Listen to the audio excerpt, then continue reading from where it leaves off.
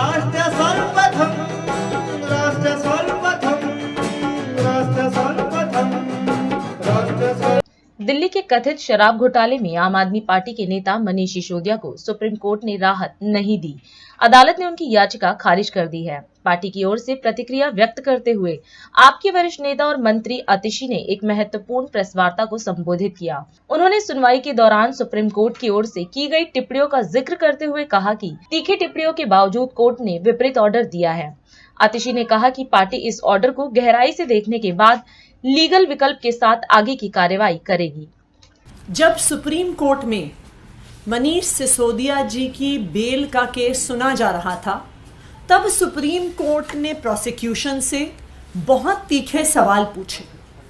उन्होंने बार बार ईडी से एक ही सवाल पूछा कि आपके पास मनीष सिसोदिया जी से जुड़ी हुई मनी ट्रेल कहाँ है?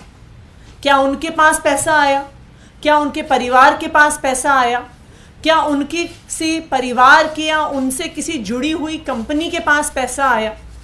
सुप्रीम कोर्ट ने बार बार पूछा कि अगर मनीष सिसोदिया के पास पैसा पहुंचता हुआ ईडी दिखा नहीं सकती है, तो फिर मनी लॉन्ड्रिंग का सवाल कैसे पैदा होता है और पीएमएलए लगने का सवाल कैसे पैदा होता है? सुप्रीम कोर्ट ने यह भी सवाल पूछा कि जो सारी ईडी की प्रोसिक्यूशन का केस है वो सिर्फ और सिर्फ एक अप्रूवर दिनेश अरोड़ा की स्टेटमेंट्स के आधार पर है। इनफैक्ट जब हियरिंग चल रही थी तो सुप्रीम कोर्ट में यही कहा गया कि अप्रूवर तो अपनी जान बचाने के लिए कुछ भी कह सकता है, उसकी स्टेटमेंट पर कितना विश्वास किया जा सकता है।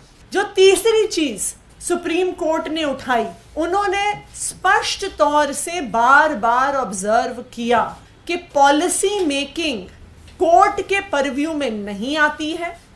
पॉलिसी मेकिंग में अगर लॉबिंग हुई भी तो लॉबिंग इलीगल नहीं है जब तक क्विड प्रो क्वो इस्टेब्लिश नहीं होता कि पैसे एक व्यक्ति से दूसरे व्यक्ति के हाथ में गए और जिस व्यक्ति के हाथ में गए उसने उस ब्लैक के पैसे को व्हाइट करने की कोशिश की, यानी मनी की लॉन्ड्रिंग की कोशिश की, तब तक पीएमएलए लागू नहीं होगा, तब तक कोई गुनाह नहीं होगा। जो सारे मुद्दे कोर्ट ने बार बार खुद उठाए, आज ऑर्डर में सुप्रीम कोर्ट ने बेल मनीष सिसोदिया जी को नहीं दी है, इसलिए अब हम उस ऑर्डर को हम स्टडी करेंगे। उस ऑर्डर में जो भी सारे कानूनी मुद्दे उठाए गए हैं उसको आम आदमी पार्टी, हमारे सारे वकील गहराई से देखेंगे और जो सारे लीगल ऑप्शंस हमारे पास अवेलेबल हैं उनके आधार पर हमारे नेक्स्ट स्टेप्स को डिसाइड किया जाएगा। ये 338 करोड़ क्या है, ये तो एक बारी ऑर्डर आएगा तो उसको स्टडी करना पड़ेगा।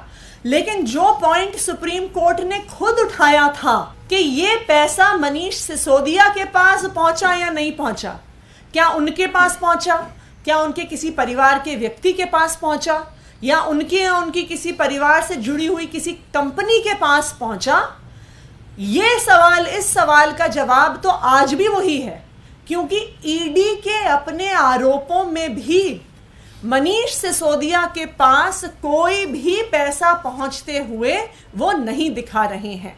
तो ये 338 का फिगर क्या है, ये सुप्रीम कोर्ट की बहस में नहीं आया था आज तक, और ये 338 करोड़ का मनीष सिसोदिया जी के साथ क्या लिंक है, इसको भी एक बारी ऑर्डर देख के समझना पड़ेगा।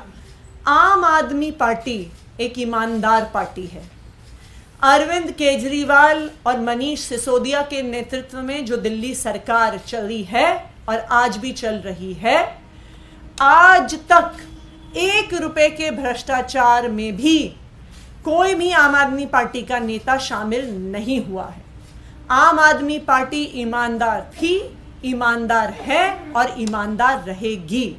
और मुझे आज भी इस बात पे पूरा भरोसा है कि आम आदमी पार्टी पे कितने केसेस होते रहें, लेकिन आखिरकार एक भी पैसे के भ्रष्टाचार का सबूत सामने नहीं आएगा, क्योंकि ना आम आदमी पार्टी ने कभी भ्रष्टाचार किया है, ना कभी भ्रष्टाचार करेगी। राष्ट्र सर्वप्रथम